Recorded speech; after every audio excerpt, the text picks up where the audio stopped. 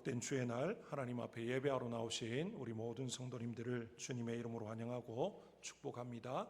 우리 앞뒤 또 좌우에 있는 분들하고 한번 인사 나누시겠습니다. 사랑합니다. 축복합니다.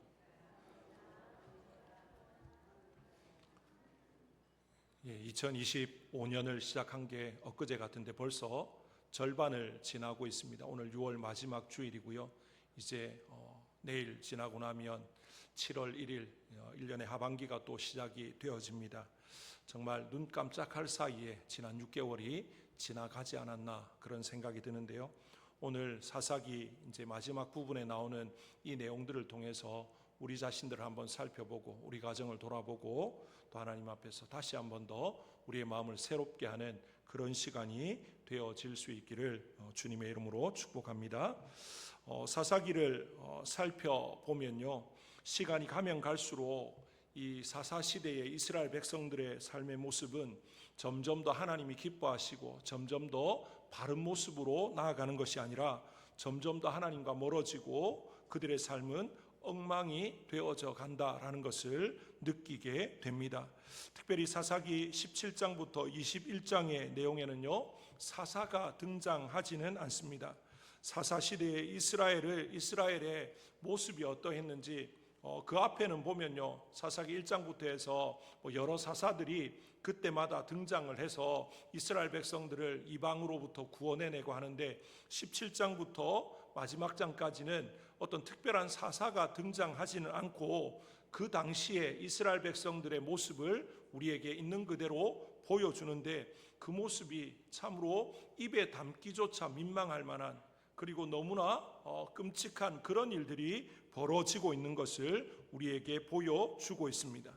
특별히 17장부터 21장 사이에 사사는 등장하지 않지만 공통되게 등장하는 인물이 있는데 그 인물은 어떤 누구 사람 이게 아니고요, 레위 지파에 속한 레위인이 공통적으로 등장하고 있다라는 거죠. 그런데 이 레위인들이 정말로 하나님께서 맡겨주신 그 사명을 감당해서 제사장을 보필하고 또 성전을 또 이렇게 위해서 수고하고 힘쓰는 본 모습을 보이는 것이 아니라 이 레위 지파 사람들이 이 이스라엘 다른 지파의 어떤 땅으로 유리방황하고 오늘 모습에도 보면 레위 지파가 그 레위인이 첩을 얻고 또 오늘 본문 읽지 않았지만 뒤에 가면 이제 여러 가지 끔찍한 일을 행하는 그런 일들을 우리에게 보여주고 있습니다.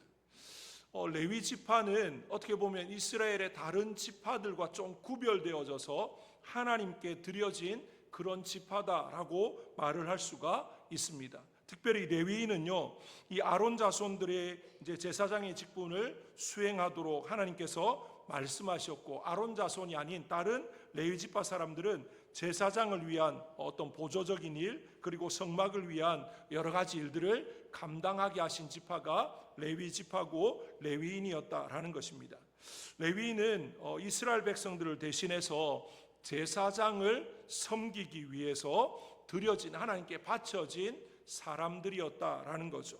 그래서 레위인은 다른 지파처럼 하나님이 땅을 기업으로 분배하지 않았습니다. 하지만 이스라엘 백성들이 하나님 앞에 드리는 11조를 가지고 그들이 살아갈 수 있게 하나님이 만드셨다는 거죠. 그런데 이제 오늘 읽은 이제 19장 본문 앞에 보면 어떤 레위인이 이제 자기 지역을 떠나서 다른 지파의 땅으로 유리방황하면서 먹고 살기 위해서 다니는 모습을 보는데 왜 그렇습니까? 그때 당시에 이스라엘 백성들이 하나님 앞에서 하나님을 예배하고 올바른 예물을 드리고 하나님이 정하신 그 법도를 따라 지내지 않으니까 레위 사람들이 어떻습니까? 땅을 기업으로 받지 못하니까 먹고 살 길이 막막한 거죠.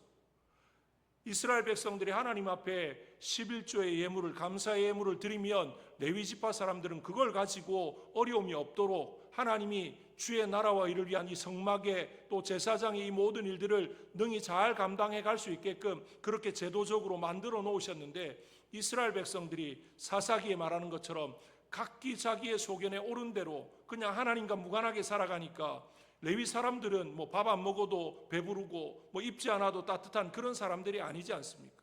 먹어야 됩니다. 입어야 됩니다. 일상의 인간으로서의 삶을 살아가야 되는데 그런 필요가 전혀 채워지지 않는 거죠. 그러니까 자신들의 사명, 직분 이런 것들을 다 내팽개치고 살 길을 위해서 다닐 수밖에 없는 그런 지경입니다. 이 모습이 이스라엘의 모습입니다. 하나님을 중심으로 하나님이 기뻐하시는 대로 그들이 하나님이 정하신 법을 따라서 살아가기만 하면 그 누구 하나 문제없이 하나님의 은혜 가운데 풍성함을 누리고 하나님이 주시는 기쁨과 감사를 누리며 살아갈 수 있게끔 하나님이 만들어 놓으셨는데, 하나님과의 관계가 깨어지니까 그들의 삶에도 제대로 된 것이 하나도 없는 거죠. 모든 질서가 깨어지고 특별히 레위 지파 사람들이 하나님을 섬기는 일에서 떠나서 그냥 먹고 사는 일의 그 급에서 그걸 먼저 찾아가는 그런 모습을 보이고 있다라는 것입니다. 정말로 레위 지파 사람들은 다른 이스라엘 백성들도 마찬가지지만 더더욱 하나님 앞에 구별되어진 거룩한 삶을 살아가야 되는 그런 지파 사람들인데, 오늘 본문에 보면 레위 사람이 무슨 일을 행하고 있습니까? 첩을 얻었다라고 그렇게 이야기합니다. 오늘 본문 내용을 잠시 요약해 보면요, 에브라임 산지 구석에 거주하는 어떤 레위 사람이 유다 베들레헴에서 첩을 얻었다라는 것으로 시작을 하고 있습니다. 그런데 그 첩이 행음하고 베들레헴 자기 집으로 돌아가서 넉 달 동안 돌아오지 않으니까 어떻게 합니까? 레위인이 그 여인을 데려오고자 그 베들레헴 집으로 가게 되어지죠. 그리고 처가에서 그 여인을 데려오려고 하지만 하루하루 시간이 흘러서 다섯째 날 오후쯤에야 이제 베들레헴을 출발하게 되어집니다. 그런데 오후 늦게 출발했기 때문에 얼마 가지 못해서 날이 이제 어두워지니까 이제 노중에 하룻밤 유숙해야 되는 그런 상황이 생기는데, 베냐민 지파의 땅 기브아라고 하는 그 성읍으로 들어가서 넓은 거리에 이제 사람들이 오가는 그런 거리에 있지만 아무도 그들을 집으로 영접해 드리는 사람이 없었다라는 것입니다. 원래 하나님은 뭐라고 말씀하셨습니까? 나그네와 객을 이제 영접하도록 그렇게 하나님이 말씀하셨는데, 그때의 사람들이 오늘 우리 시대의 모습과 크게 다르지 않은 것 같습니다. 다른 사람에 대해서 별 관심이 없고 다른 사람이 어떠하든지 거기에 무관심하면서 나만 잘 먹고 잘 살고 나만 아니면 된다라는 그런 생각들이 팽배해져 있던, 정말로 하나님의 사랑으로 이웃을 사랑하고 섬기는 그 모습은 찾아볼 수 없는 그런 상황이었던 거죠. 이제 그런 상황 가운데 이제 밭에서 일을 끝내고 돌아오는 한 노인이 그 레위인과 그 하인과 그 첩을 보고는 자기 집으로 영접해드리고 유숙하게 합니다. 그런데 문제가 생깁니다. 그 밤에 그 동네의 불량배들이 찾아와서 그 노인의 집을 에워쌉니다. 그리고는 그 레위인을 이제 자기에게로 자신들에게로 내보내라고 하는 거죠. 마치 소돔과 고모라의 룻의 집에 하나님의 천사가 찾아왔을 때 이 소돔과 고모라 사람들이 밤새 롯의 집에 이제 둘러싸서 그 찾아온 사람들을 내보내라, 우리가 그들을 상관하겠다라고 하는데, 이 상관하겠다라는 것이 이제 성적으로 그들을 이제 이제 행음하겠다라는 그런 의미의 표현입니다. 오늘 마찬가지로 이 베냐민 지파의 그 기브아에 있는 불량배들이 와서 동일하게 그렇게 지금 말을 하고 있습니다. 그런데 이제 그 밤에 레위 지파 사람을 내보내지 않고 오히려 그 첩을 내어보내고, 그리고 밤새도록 그 불량배들이 그 여인을 능욕하다가 새벽 미명에 놓아주는데 그 집 문 앞에서 이제 죽게 되어지죠. 그러자 레위인이 이 여인을, 오늘 읽지 않았지만 그 뒤에 보면 이 레위인이 이 여인을 자기의 나귀에 싣고 자기 집으로 이제 오늘 말씀에 있는 것처럼 에브라임 산지 구석으로 이제 가서는 어떻게 합니까? 그 시체를 12도막을 내어서 각 지파에 보냅니다. 끔찍한 일을 행하는 거죠. 그리고는 이제 이 일이 어디에서 일어났는 일인지 이제 12지파에 보내니까 12지파의 사람들이 굉장히 화가 나서 분노해서 한자리에 모여서 어떻게 합니까? 베냐민을 상대로 전쟁을 하게 되어지는 이제 그런 내용이 오늘 19장 이후로 쭉 나오는 내용입니다. 그러면서 그들이 전쟁을 하면서 뭐라고 맹세하냐면요, 이렇게 말합니다. 기브아를 징벌하기 전까지는 아무도 집에 돌아가지 않는다. 둘째로 기브아를 공격하는 일에 참여하지 않은 자는 누구를 막론하고 다 죽인다. 세 번째, 베냐민 지파에 결코 딸을 주지 않는다. 굉장히 그들이 화가 나 있습니다. 어떻게 같은 지파의 이제 하나님의 백성인 이스라엘 민족 가운데서 이제 지파는 다르지만 같은 민족인데 어떻게 이런 말도 안 되는 일을 저질러서 이런 끔찍한 일을 만들었는가? 그래서 흥분해서 정말 분노해서 이제 이 내용을 보면요, 그냥 이 베냐민 지파를 그냥 없애버리려고 하는 그런 내용이 되어지는 거죠. 결국에 이제 베냐민 지파와 전쟁을 하게 되고 결과적으로 베냐민 지파는 남자 600명만 남고 이제 다 죽게 되어집니다. 이제 정신을 차리고 나니까 이 11지파 사람들이 이제 막 흥분해가지고 분노해서 싸울 때는 몰랐는데 싸우고 이제 베냐민 지파 사람들 600명만 남은 이 상황을 보니까 정신이 번쩍 드는 겁니다. 무슨 생각이 듭니까? 이러다가 우리 지파 가운데 한 지파가 그냥 없어지게 생겼다라는 거죠. 이제 그래서 어떤 법을 또 이제 그들이 이제 고민을 해냅니다. 앞에 그들이 맹세한 것을 보면요, 베냐민 지파에는 딸을 주지 않는다. 그러니까 남자만 600명 남았으니까 베냐민 지파는 이대로 놔두면 불과 몇십 년만 지나면 그냥 지파 자체가 없어지는 거죠. 결혼을 통해서 자녀를 출산하고 그래야 그 지파가 번성할 것 아닙니까? 그런데 남자만 남았습니다. 여인이고 아이고 다 죽었는 거죠.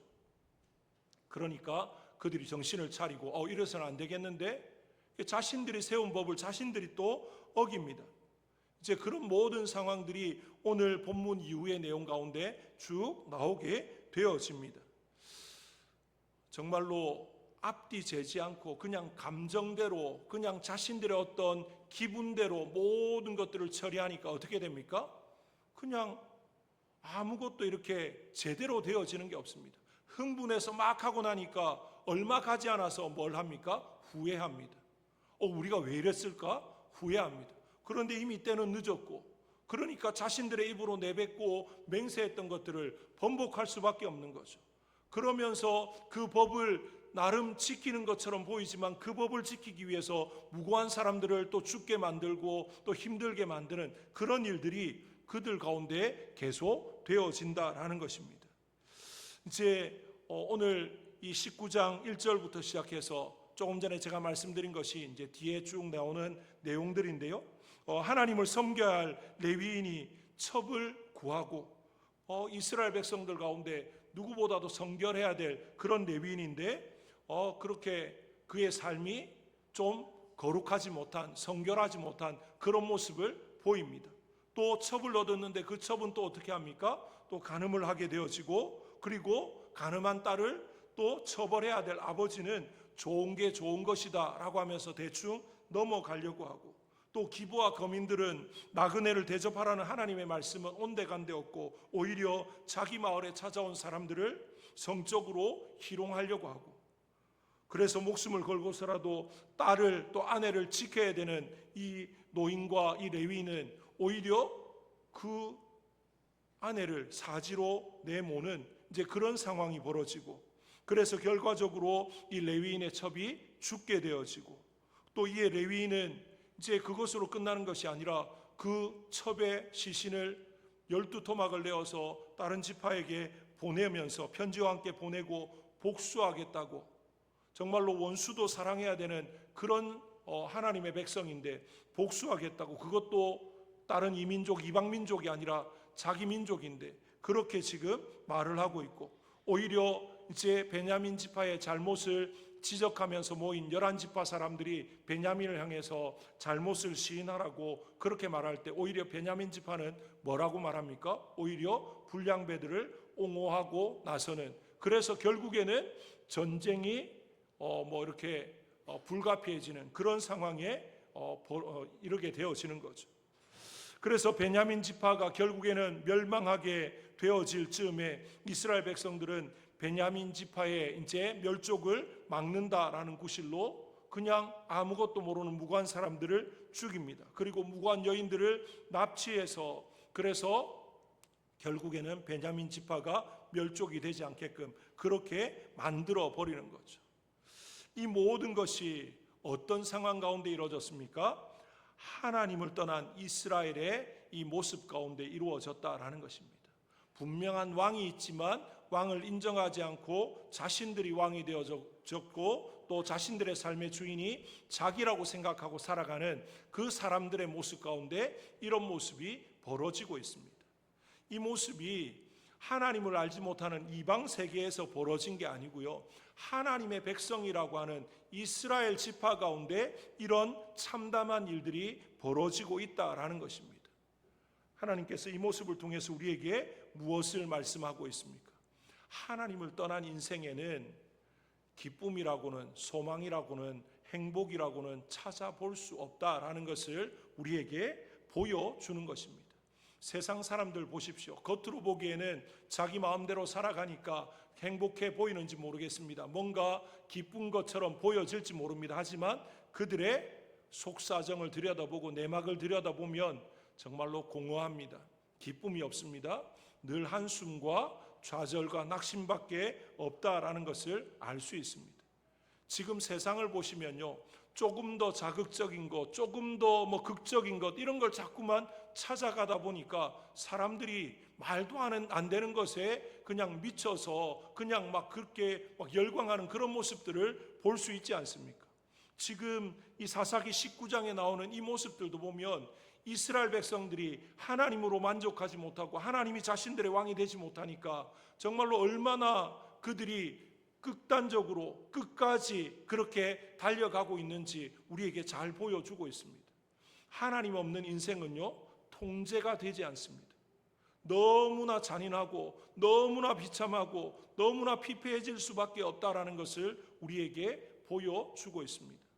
한 해의 절반을 지나온 저와 여러분, 지난 6개월의 삶을 한번 돌아보았으면 좋겠습니다.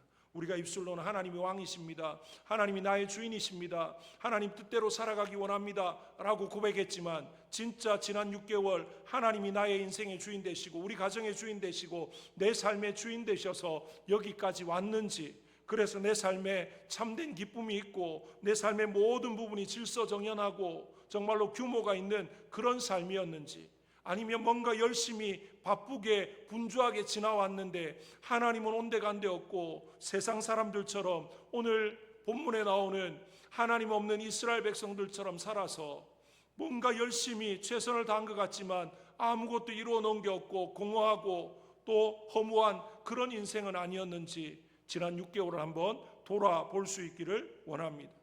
정말로 하나님께서 어떻게 보면 성경에 좋은 이야기, 좋은 말 그런 것만 적어놓으면 참 좋을 텐데 때로는 이렇게 암담한 이야기, 너무나도 암울하고 정말 기록하지 않았으면 좋겠다 싶은 그런 내용들을 기록해 놓으셔서 우리로 읽게 하시는 이유가 무엇입니까? 하나님을 떠난 시대가 또 장차 어떤 상태에 빠지게 될지, 그리고 우리 시대의 모습 가운데 하나님이 계시지 않으면 또 하나님의 백성들이 하나님을 제대로 찾고 하나님을 의지하고 하나님을 쫓아가지 않으면 어떻게 될지를 우리에게 지난 세대 이스라엘 백성들의 그 모습을 통해서 보게 하시는 것입니다. 하나님의 경고이고 하나님의 또 어떻게 보면 그렇게 살면 안 된다라고 하는 우리를 향한 하나님의 배려다, 그렇게 말을 할 수가 있는 것이죠. 진짜 지혜로운 사람이 어떤 사람입니까? 모든 걸 경험해보고 아는 사람이 지혜로운 사람이 아니고요, 남이 경험하는 걸 보고 저렇게 하면 안 되겠구나, 저렇게 하면 하나님이 기뻐하시는구나, 그걸 간접적으로 깨닫고 알아서 실수를 줄이는 사람, 시행착오를 줄이는 사람이 진짜 지혜로운 사람 아니겠습니까? 불이 뜨겁다는 걸 실제 내 손을 넣어보고 아유 뜨겁네, 화상을 입어보고 뜨겁다는 걸 아는 사람은 미련한 사람인 거죠. 불이 뜨겁다는 걸 주변에 화상 입은 사람들을 보면서 불이 뜨거운 거구나, 저기 잘못하면 데어서 화상을 입는구나, 큰일 날 수 있겠구나 알고 조심하는 사람이 지혜로운 사람이지 않습니까? 오늘 사사기에 나오는 이스라엘 백성들의 모습, 특별히 하나님 앞에 거룩해야 되고 성별되어진 이 레위 지파 사람들의 모습, 이 모습들을 통해서 하나님이 기뻐하시지 않는 모습이 어떤 모습이고 이들이 이렇게 될 수밖에 없었던 이유가 무엇인지 분명히 밝히지 않습니까? 이들이 이렇게 될 수밖에 없었던 이유가 무엇입니까? 사사기 마지막 장 마지막 절에 보시면 이런 말씀이 있습니다. 사사기 21장 25절에 그때에 이스라엘의 왕이 없으므로 사람이 각기 자기 소견에 옳은 대로 행하였더라. 이 사사시대의 이스라엘 백성들의 모습은요, 살아계신 하나님이 그들의 왕이었지만 그 왕이신 하나님을 인정하지 않고 오히려 누가 왕이라고 생각했습니까? 자기가 왕이다라고 생각했습니다. 그러니까 그때에 이스라엘의 왕이 없었다 이 말은 세상적으로 말하는 그런 왕이 없었다 이거보다는 자기가 왕이니까 다른 왕을 인정하지 않았다라는 것입니다.